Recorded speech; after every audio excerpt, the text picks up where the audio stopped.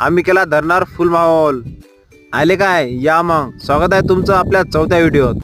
मी रोजच्या सारखा बसलो होतो अभ्यास करायला, पण आईले काही गमलं नाही. आईने त्याला डब्बा आणून डब्बा दे म्हणे नेऊन वावरात.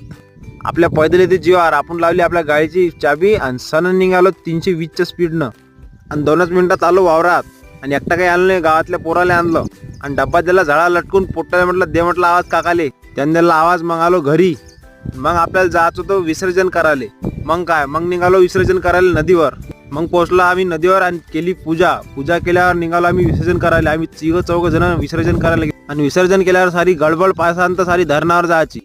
मग धरणावर का पाहा लागते सारे तालोरे पोट्टे मग तमाशे. मी म्हणलं झालं असं आपल्याला जेवण करायला जायला लागते रावल्याच्या घरी. मग निघालो आम्ही घरी 230च्या स्पीडनं. मग आलो घरी डबल लावली चाबी गाडीले आणि मग गेलो आईले घेऊन रावल्याच्या घरी जेवण करायला. इथं येऊन पाहतो तो कार्यक्रम चालूच होता. आम्ही बम केले वाळणं बम थकलो बा. मग भेटू उद्या. ठीक आहे मग हो.